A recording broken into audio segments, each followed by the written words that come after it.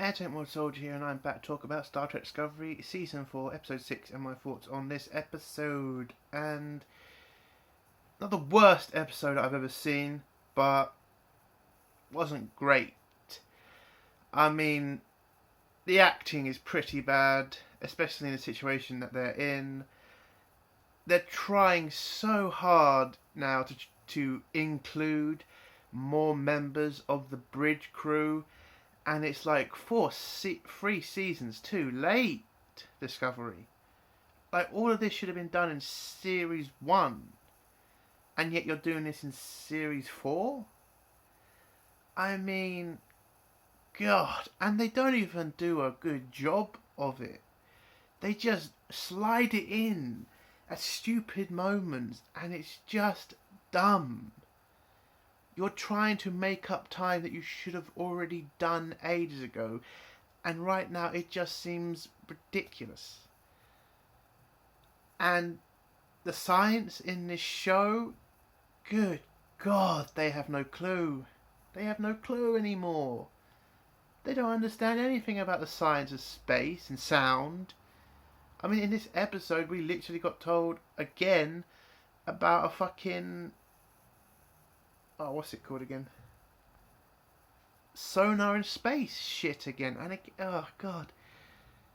They don't have science people on Star Trek anymore. That's a big problem when they're trying to do the science stuff. Now, Star Trek has always kind of had a connection with the science community because science is always involved with this show.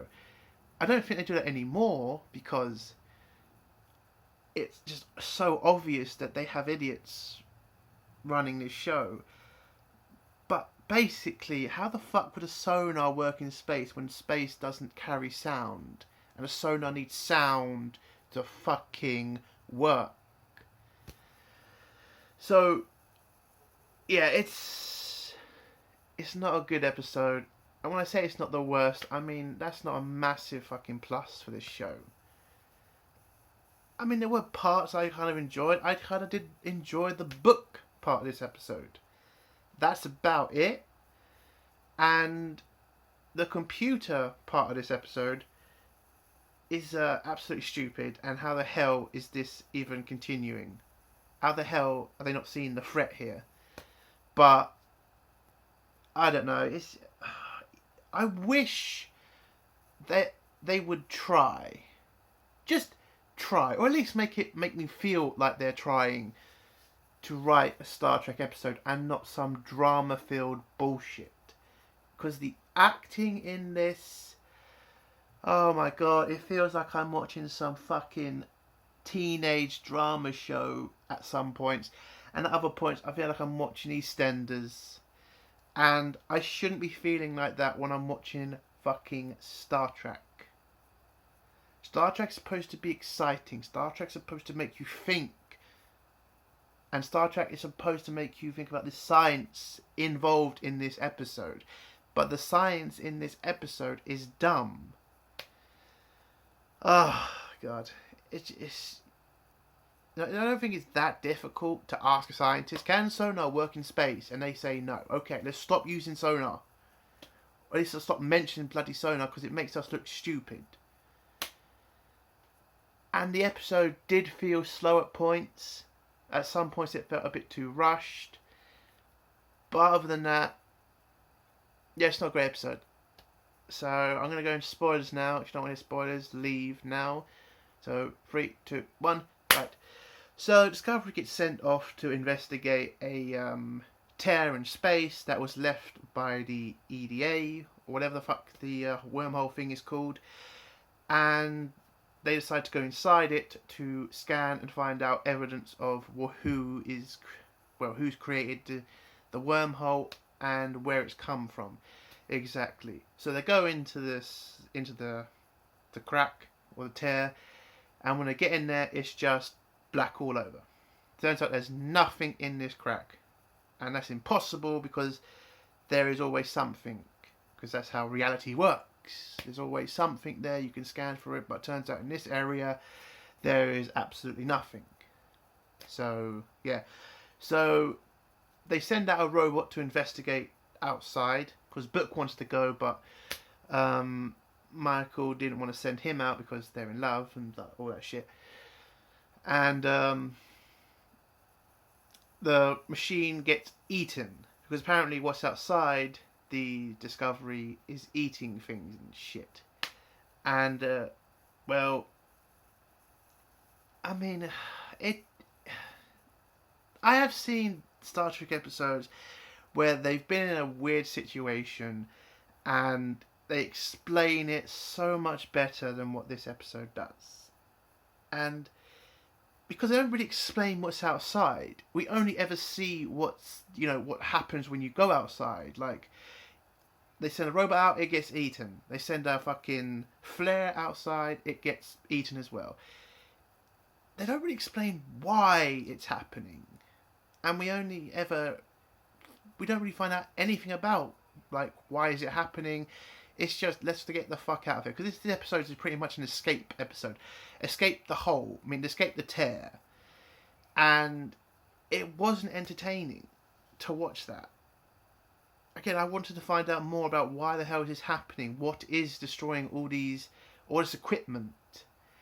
And at the same point, we're fucking trying to figure out all this shit, which, by the way, the episode never explains.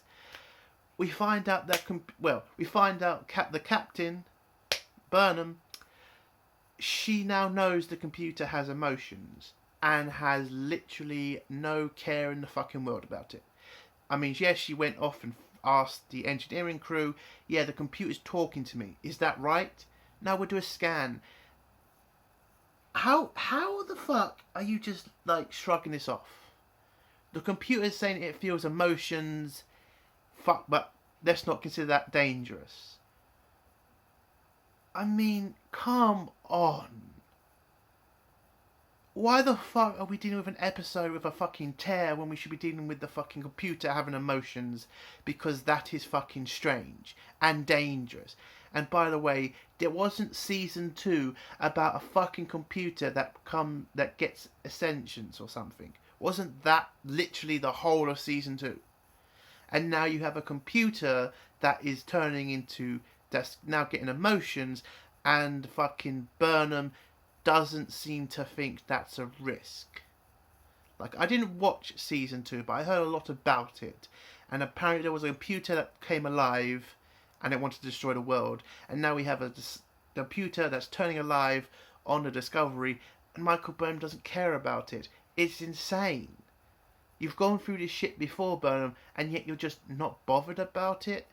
Like, this could be the computer from season 2 that has snuck onto your ship. How the fuck do you know? Why are you not treating this as a massive threat? It's just... God.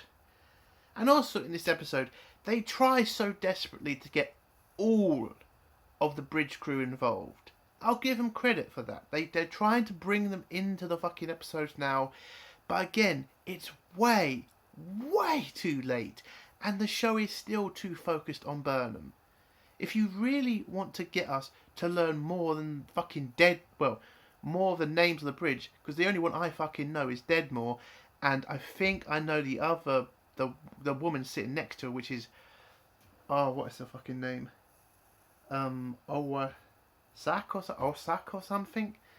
But again, you can't just have them say a couple of words an episode and think that is introducing them to us. That is explaining, that is trying to get us to know them more, because that's not going to help us. You need to have an episode dedicated to 1, 2 or 3 of them on their own. No Michael Burnham, no Stamets, no the Doctor guy, no Book. It needs to be just them.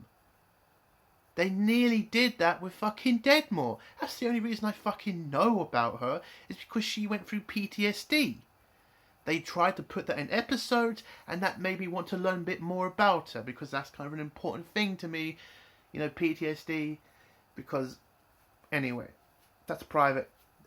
Anyway, but still, they tried to bring Deadmore into the fucking front line of the episodes, but unfortunately have done the old thing, which is to push her back to the background. Which they've done with all these fucking episodes. With all of the extra crew.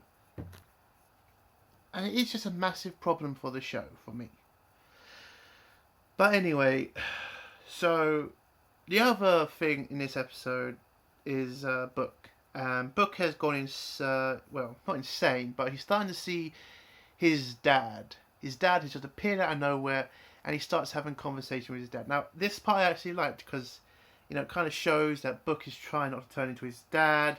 He's trying to be a good person. We find out more about his dad. His dad used to hunt down, creatures that they thought were sacred, and that's why he hates his father, because he feels like his father betrayed him and his people. But his father kind of mentions to him, why are you being a bitch to Burnham? And it's like, you literally have your own ship. You are not part of Starfleet. Why are you still on Discovery and not trying to find the people that killed our people on your own? And Book tries to defend that, saying he loves Michael and he wants to stay with her. And Michael's also trying to find the people, so he wants to stay with her so he can get his revenge on these people. Which I kind of think is good. I kind of like the fact that his father's trying to push him to leave Burnham, to do it on his own, and Book's got a comeback, which is, I love her and I want to fucking stay with her. And the relationship between him and his father was actually, it did look great, and they explained more and more about him. And again, Book only been there for 2 seasons, and I know more about him than I know about the whole entire crew on the bridge. So, they can do this sort of thing, the writers on this show. They can explain characters. They just tend to explain the wrong ones. I'm not saying Book is the wrong one, but I know more about Book than I know about fucking Deadmore, and Deadmore's been here for 4 fucking seasons. Do you know how stupid that is? Again, Book 2 seasons, Deadmore 4 seasons. How the hell have they let this get that bad? Anyway, so Book has his little discussion with his dad, but him and his dad leave on good terms, where he says, I'm not like you, but you are right, I've got to start standing up for myself a bit more. And he decides to stay with Burnham, but he will choose his people over her if he has to. I think that's what they decided on, or at least I think that's what he ended on. I mean, he still loves Michael, but he wants to find the people who've killed his people. And then we do get a scene between him and Saru, when Saru explains to him about what happened to his people and the fact he now has to work with the people who killed his people. And he says, yes, there's still rage in his heart, but there is a point where you have to accept that what's happened in the past is the past. We now have to think about the future. Which again, is something Star Trek usually tries to point out to people. Like, yes, revenge is good for 2 seconds, but forgiveness is for life. And that's what Star Trek should be trying to do. They should be trying to push the better side of a choice. I'm not saying it has to be a woke choice, or it has to be a right-wing choice. It just has to be, listen, what's best for you, and what's best for the people around you. That's what Star Trek used to do. Doesn't tend to do that anymore, unfortunately. We see a bit more of Gray in this episode. He, she, I don't fucking know. They, it's the only fucking pronoun I can use for them, because I don't fucking know anymore. I've completely forgot. I think it's a she, but they sound like a man most of the fucking time. A man trying to do a girl's voice. So I was going to call him they. If you get pissed off at me for that, what do you want me to do? So they try to help the crew because they are a caring person. I can't believe I'm using pronouns. Jesus. They are trying to see what's happening on the ship. They try to call the computer up to see if they can help. And the computer tells them that they're not a part of the crew, so they can't really be involved. But they try to help by get the computer to focus. I'm just going to call her she, because the they shit is pissing me off. It's annoying me now. So, I think she's a she. She decides to play a game with the computer to try and help it focus, and apparently that is what helps the computer to figure out a way out of the anomaly, because They do try to jump out, but Brooke gets stung by something, and this tear thing has blocked the ability of Discovery to jump out of the place. Yes. So the big idea of the crew to get out of this tear is to use a sonar pulse, because fuck knows. Because again, sonar doesn't work in space. So having a little burst of sound going out to hit something, which is what they tried to do in this episode, it's supposed to hit something, and when it bounces off of it, it's a signal that there's where to go to get out of the tear. That's what they figure out. Again, sound doesn't work in space because there's nothing to carry sound. So if this was real, they'd be dead. But I know someone's going to say it's Star Trek. Yeah, but Star Trek used to keep very close to scientific fact. Like, you can call Star Trek fiction, but they were very good at making sure things were factual, especially in the space side of Star Trek. Oh, I miss those days. Anyway, so that's the big plan. They're going to use a pulse to shoot out some sound, to hit something to signal them where to go to get out of the tear. Unfortunately, going through the anomaly means ripping through the ship's shields, and their shields can't really stand it, so they need more power. So Burnham decides to send all of the crew into the pattern buffer, and that is dumb, because the pattern buffer, to keep that many people in it, would need a shitload of power for it, because we've seen this sort of idea used before on Voyager. They even said it was taking too much power away from the ship, and they had to disguise that from the aliens that were trying to find the telepaths, because again, that's a Voyager episode, but I'm just explaining that in that episode they explain it takes a lot of power to keep that many people in a pattern buffer. So what they're trying to do with this is to say, we're going to take away a lot of power from all the other parts of the ship, which is like life support, heating, all that stuff, and yet you're putting it all, and yet this thing you're doing, which is putting everybody in a pattern buffer, is going to take away so much energy. Why didn't you just have everybody wearing a fucking suit like you, Michael? It would have made more sense, and it would have saved it would have saved more power for the ship to get through the anomaly. So again, it just seems they watched the episode of Voyager and thought, let's just put it in this episode because we can, and it was dumb. So Michael decides to stay on the ship. She has a little talk with Book, who says he loves her. He then goes into the pattern buffer. She then goes on the bridge with a computer. They start trying to get out of the anomaly, and the ship starts getting torn apart. They try to put more power to the shields. It starts to work, and then we get this really cringe moment where the computer says, "Do you want me to sing you a song?" And she starts singing Michael Burnham a song, and I just think, yeah, they don't, like, why am I listening to a computer sing a song? Why wouldn't you just play a fucking song? Any song. Oh, that's right, it's Discovery, so they can't probably afford any songs, so they just have to use a computer. I'm thinking that has to be it. It literally has to be, they can't afford any music. They just have to sing a song because it's cheaper. Good God. Anyway, so Michael Burnham falls unconscious. Then she wakes up, and it turns out that they have gotten out of the anomaly, and that they have figured out that the anomaly has come from, well, the black hole has been created by somebody on the outskirts of their galaxy, because the particles in it can be placed back to the edge of the galaxy, apparently. So the people they're looking for is going to be a new race, apparently. So, yeah. I mean, I still think it's going to be something stupid. Probably somebody going through fucking stress, or somebody who's having, I don't know, mental problems. Again, when you've seen what caused the burn, it's literally anything stupid could be the reason for this anomaly.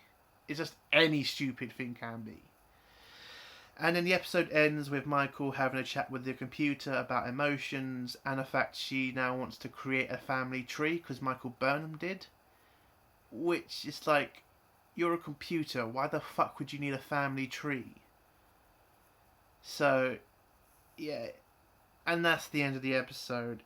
It was not a good episode. I've seen worse Discovery episodes, but it wasn't that bad. I mean, the book stuff I actually liked. I liked getting to know more about his father.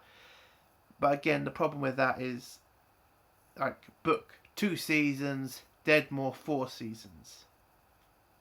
That's still just going to come off my head every time.